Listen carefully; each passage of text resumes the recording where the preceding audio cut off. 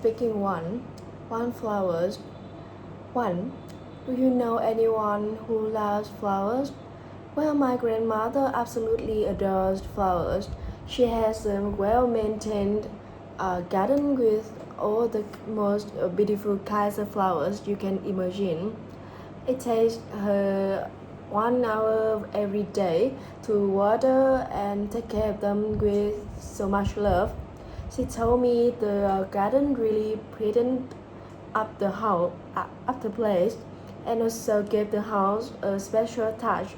Whenever she comes across a new eye-catching flower, she will immediately buy it and plant it in her big garden. 2. Uh, do you take photos of flowers in your daily life?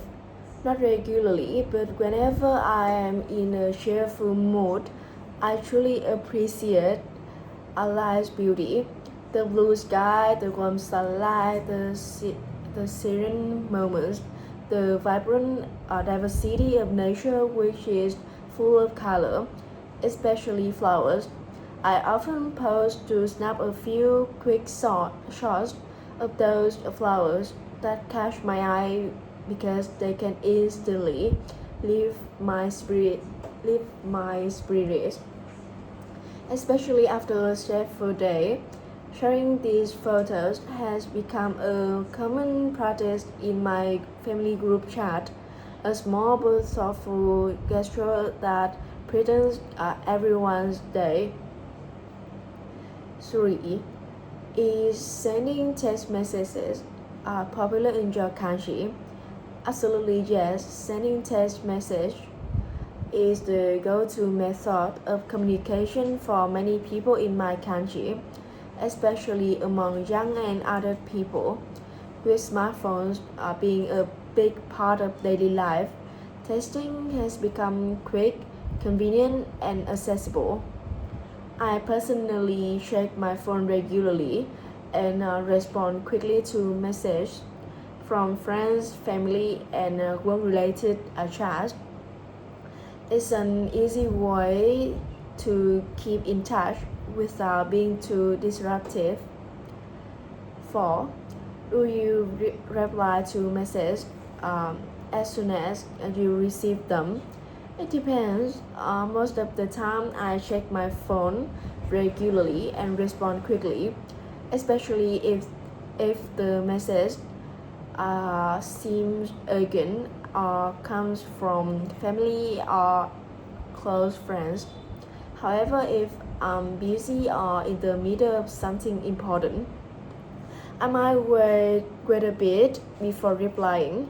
Still, I try not to keep people waiting too long because testing is now a big part of daily life, and are quick responses show that I value the conversation.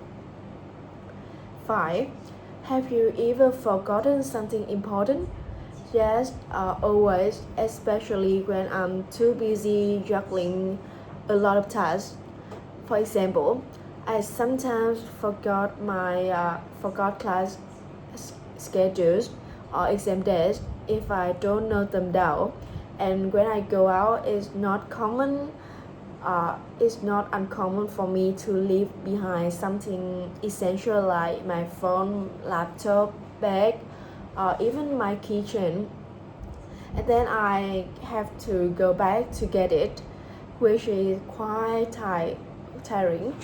That's why I try to make use of my digital calendar and reminder apps to stay organized and on top of everything. Without them, I probably forget even more. 6. What do you need to remember in your daily life? Many important things like appointments, deadlines, and tasks for school or work.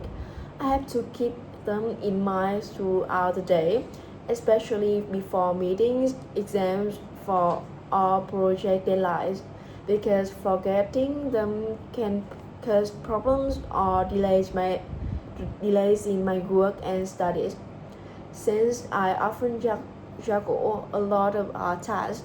I had to make you use of my digital calendar and reminder apps to help me stay organized and on top of everything. 7. Do you think geography is useful?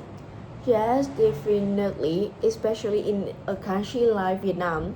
To be honest, I didn't really like geography when I was a little bit younger, even though even though it was a compulsory subject in my school. I found it a bit boring at first because I couldn't remember all the facts or features or memorize the maps and place names. But when I grew older, I started to find it more interesting, especially when learning about how surroundings shape our country. For example, Vietnam has a long coastline of about 3,000 kilometers, which affects not just our economy or lifestyle, but even our language. We have tons of expressions and idioms related to the sea, like sóng to gió lớn or chăm sông đối với biển. In the future, I hope to learn more about geography and travel around the country. 8. Will you learn more about the geography of other countries? Yeah, I definitely will. At the moment, I'm really curious about how geography shapes the way people live in different places. It helps me understand their culture, climate, and way of living. I think it's fascinating to learn about things like deserts in the Middle East or mountains in Nepal. In the future, I love to travel more and actually see these places for myself. 9. Do you often wear jewelry? Not really. I don't wear jewelry often because I find it a bit fuzzy and I'm quite forgetful. I might lose it without even noticing. But that doesn't mean I don't like it. I don't like it. I actually love elegant and well-crafted pieces that can elevate a look and add a little extra to my outfit. I usually only wear jewelry on special occasions like a date or a formal event when I want to look more sophisticated and classy, so a well-chosen piece really makes a difference. 10. What type of jewelry do you like? It depends. Sometimes I go for elegant and dainty pieces if I'm dressed up in something formal or feminine. Other times, I might choose bold and slay-looking jewelry to make a statement, especially for parties or evening events. And if I'm just going for streetwear vibe, then I like something more casual and cool that matches that style.